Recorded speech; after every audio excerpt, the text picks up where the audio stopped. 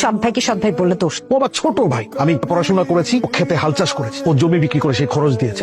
আজকে আমি যে দাঁড়িয়ে আছি না রনি, পুরোটাই রাজার অবদান। আজকে বন্যায় ওর জমি জিরাত সব গেছে। ও যদি শুনতে পায় ওকে আমি সৎ ভাই বলে অ্যাড্রেস করছি, অনেক বেশি কষ্ট পাবে। তোমার সমস্ত থার্ড ক্লাস মার্কা ভাই নিয়ে আমি পড়ে আনকালচার লোকগুলোর সাথে থাকতে থাকতে তুমি একটা আনকালচার হচ্ছ। কি ছাগল এখানে কেন? তোমরা মানুষ নাকি অন্য কিছু? তোমাদের মতো মানুষ কেন আত্মীয় স্বজন বলে পরিচয় দিতেও ঘৃণা লাগা? মানে আমার সোফার মধ্যে ছাগল পটি করে দিছে। তোমরা জানো এই সোফার দাম কত?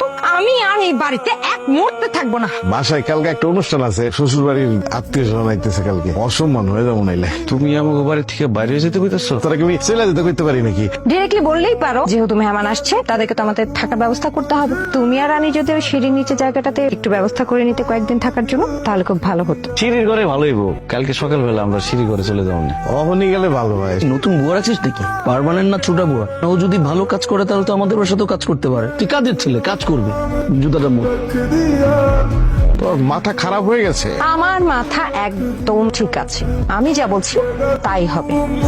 এই বাড়িতে থাকলে ওরা তোর কাজের বেডি বানাই ফেলাইবো। আমি তোর কাজের বেডি হইতে দেবো না। দরকার হলে আমি রিক্সা চালাবো, তারপরে তোর আমি এই বাড়িতে থাকতে দেবো না। এই বাড়ির থেকে আমি অন্য বাড়িতে নিয়ে যাবো তোর। নিজের বাড়িতে কাজ করলে কি কেউ কাজের বুটি হয়? কত বড় লোক আত্মীয় স্বজনরা আইছে, মেহমান আইছে, হ্যাঁ গো সামনে আমগো তো কাজের লোকই লাগে। দেখেন আপনার ভাই ভাবি আমগো তো অনেক বড় উপকার করতেছে, আমগো আশ্রয় দিছে, থাকুনের জায়গা দিছে, খাইতে দিতেছে। একটু কাজ করলে যদি আগো সাহায্য হয় করি।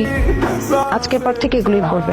তোমার ওই ছিঁড়া ফাটা কাপড় যেন আর পরতে না দেখি। ছিঁড়া ফাটা কাপড় পরলে আমার মান সম্মান নিয়ে টানাটানি হয়।